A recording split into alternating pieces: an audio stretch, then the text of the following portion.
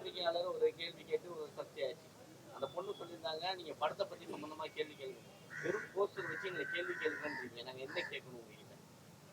எதுவுமே கேட்கக்கூடாது, நாங்களே பேசணும். நான் சொன்னா ஒரு சின்ன விஷயம் சார். இப்போ நீங்களும் நானும் நல்ல பழக்கம், ஓகே. இங்கே எல்லாருமே அண்ணன் இருக்காரு. இப்போ நமக்குள்ள ஒரு அடிக்கடி இப்போ பார்த்து பழகி ஒரு நட்பு வந்துருச்சு. அப்போ நீங்கள் எதை கேட்டாலும் எனக்கு அது கோவம் வராது.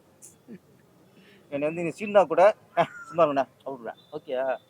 அப்போ ஒரு அதிகம் ஒரு பழக்கமானதுக்கப்புறம் ஒரு கேள்வி கேட்கும்போது அது வந்து அதில் ஒரு ஈகோ வராது, கோபம் வராது.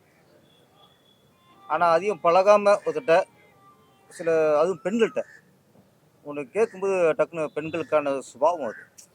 இதுவே நீங்கள் அடிக்கடி பழகுன ஒரு கதாநாயகிட்ட பல ப்ரெஸ் மீட்டில் சந்தித்த ஒரு கதாநாயகிட்ட அவங்களுக்கு உங்கள் பேர்லாம் தெரியும். அவங்கள்ட்ட நீங்கள் கேட்கும்போது இப்போ நீங்கள் கேட்குற வச்சுங்களேன், என்ன வெயிட் என்னன்ட்டு, ஏன் நானும் குறைக்கணுமா இல்லை கூட்டணுமா, அது கேட்குறவங்கள பொறுத்து. அறிமுகமே கேட்கும்போது அது கொஞ்சம் கோவம் வரும். அது பெண்கள்கிட்ட அது அது அவங்க கேள்விப்பட்டிருக்காங்களே. நீங்க யாரை பத்தி கேக்குறீங்கண்ணா? அண்ணா நீங்க கேக்குறீங்க பேரஸை பத்தி கேக்குறீங்க, என்ன பேரஸ் முட்டாளா இருக்கான்னு கேக்குறீங்க. நான் தான் போய் சொன்னேன், என்ன எப்படி சொல்ல போச்சு வரணும் சார். அந்த மேடையில சிரிச்சு சந்தோஷமா இருந்த அந்த நடிகை அடுத்த ஒரு மீட்டப்ல இந்த விஷயத்துக்கு ரியாக்ட் ஆகுறாங்க. ஏன் அந்த ஒரு விஷயத்த அந்த ஸ்பாட்ல ரியாக்ட் ஆகிருக்கலாமே நாங்க கேட்கிறோம். அது அப்புறம் வீட்டுல யோசிச்சிருப்பாங்க. ஹீரோ வந்து அந்த மேடையில இருந்து அக்கான்னு சொல்றாரு.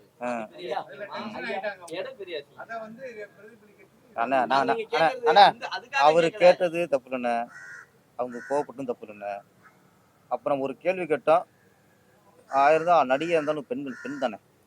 அப்போ நம்ம ஒரு கேள்வி வந்து அவங்கள வந்து கோவப்படுத்திருக்கு அப்படின்னு தெரிஞ்ச உடனே நம்ம ஆர்கியூ பண்ணிடக்கூடாதுண்ணே. அதானே, கேள்வியும் தப்பு இல்லை, அவங்க கோவப்பட்டும் தப்பு இல்லைண்ணே.